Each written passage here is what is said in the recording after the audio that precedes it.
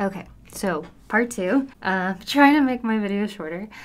So what we're talking about is speed bumps we hit on the road to achieving crazy goals and also the wins that come along with it. In part one, I started talking about the first speed bump in the road / win that I've been dealing with and that everyone with some kind of big goals deals with, and that's just all the little things that get in the way of making fast progress as fast as you think it should be. All of the adulting. And I mentioned how much I hate that word, but it's just so appropriate. It's little must-do things that you can't avoid and that are annoying sometimes. So adulting gets in the way of everything. That's a big part of what's different for me this time around, trying to grow an audience and make music in 2020 versus in my teens in the early 2000s. For starters, there's been a lot of stupid little things that take up my time. We're refinancing our house to lower the payment right now since I no longer have a full-time income after being laid off. And the company that we're working with has been pretty inconsistent, to say the least. So I've been on the phone with them a lot, which takes up more time, sometimes a couple of valuable hours in the day. There's just been a lot of time on the computer here, just managing the family budget, organizing things, getting new health insurance, high as fuck deductible marketplace health insurance.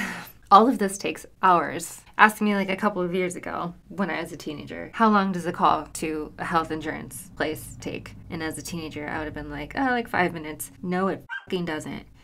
It takes like maybe 5 minutes to finish punching your shit in on the press 5 for everything, whatever. You know, yeah. Takes forever to call anyone on the phone. It's awful.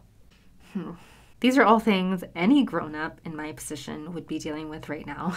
That being said, like, I'm not a victim, I'm not special, but poop, it can be frustrating. However, I want to narrow this conversation a bit because part of adulting, for some, not for all, for me, is parenting, being a parent. That's the definition of speed bumps and wins existing as two sides of the same coin, like a yin and a yang, parenting, because it's awesome and it's hard, and it's awesome and it's hard. And I know I'm not alone here. I'm pretty sure there's a whole niche audience of just parents who want to pursue creative goals, who are probably trying to figure out how to balance that time suck of a pursuit with also making sure their kids grow into functioning, generally happy adults. I mentioned how when filming my last video, I got interrupted a few times by my kiddo. Mommy, mommy, mommy, mommy, mommy, mommy. Now, her interrupting me to tell me something or ask me for something is not really what I would say slows me down. That's not it. That's easy to deal with. I don't think that's what it is. Really what slows me down as far as the interruption goes is that when it happens, like when she walks in on me filming a video or singing, I always feel kind of embarrassed because like I was in here talking to myself into a camera. So she's like, Mommy, what are you doing? And I have to be like, I'm making a video. But then I get in my head and I'm like, oh my God, like one day my daughter's gonna grow up and she's gonna be in therapy and she's gonna be like, my mom was such a narcissist. She actually vlogged. She thought she was so important. Strangers were going to care about her thoughts and her life. Like she was late making my dinner and was kind of huffy when I walked in on her filming because she only cares about herself. Either that or my daughter is going to try to mimic me. She's going to be like, my mom's a YouTuber and I'm going to be a YouTuber too. And then she's going to grow up and be like one of those people mortgaging their house to buy designer purses and make designer purse haul videos. I hate being judgy. I feel like it always comes back on you and it makes your heart all sad and hurty, like long term for no reason when you're just judgy all the time. I don't like being judgy. I think it makes you sick. I don't like it. But if you're dropping thousands on multiple brand name purses multiple times a year and then vlogging about it. And you're unboxing and you're just like, here's my $4,000 purse, everybody. If that's what you're doing, if you're spending thousands a year on designer purses, well, there are kids within a few miles of you whose parents can't afford to buy them school supplies, I am judging you. And I think you should sell them the purses, not the kids. I think you should sell the purses and find a family who needs help with rent this month. That is my very strong unsolicited opinion. Very unsolicited opinion. So, in the same vein as all of that is parental guilt. It's dumb. Why is that a thing? Why is parental guilt a thing? I can hardly do anything having to do with this endeavor that I'm doing right now without this guilt faucet turning on and flooding my spirit. Like, I have to fight it so much. If I'm working on this and I'm not with her, like hanging out with her or making her food, helping her with something, whatever it might be, if I'm not with her because I'm doing this, knowing that no one is making me do this, no one is asking me to do this, knowing this is all me, it's the definition of a selfish endeavor that might not even pay a single dividend ever. I'm feeling guilty and just having to swallow it all down. So I have to put that cassette tape in my head on that plays the same message over and over again, which is a message that I pass along to other parents out there who are working on a goal. You are enough. You're doing enough. Remember, you did X, Y, Z with her yesterday, and you guys laughed at this thing together this morning, and today you'll do this other thing. You don't have to be 100% consistently in her face all the time or completely perfect for her to know how much you want her. Keyword want. Because it's totally possible to know you're loved, but to wonder if you're wanted. Those are two different things. Like, I love French fries, but I don't want them right now because I just ate. Actually, I would totally eat French fries right now, so that's a bad example.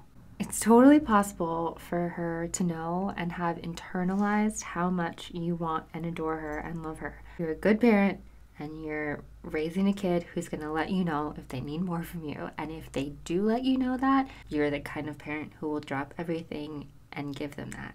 You are communicative, and you have people around you who will tell you if you need to be doing better. And I know none of this really makes you feel better, but that doesn't mean that it is not the truth. Repeat. That nice stuff your friends tell you might not make you feel better today, but it doesn't have to make you feel better for it to also be the truth. So that's a big speed bump that falls under the adulting umbrella, an umbrella that did not exist for me when I was doing this 10, 15 years ago. I often legitimately feel bad for working on this stuff, but damn it, my kid is freaking awesome, my husband is awesome, my family is amazing, and that's a win. They make me laugh, they make me slow down, they make me a more fun person. I hate that I don't feel like I've gotten far enough yet on this journey. But that's because I have so much love in my life, and love keeps you busy. Love makes you stop, like a traffic light, but it's heart-shaped, and it gives hugs, and it can't find its shoes. To the parents out there working on growing an audience for whatever creative endeavor you're going after, listen, it's gonna take you longer. Ouch. I just hit my hand on the desk. It's gonna take you longer.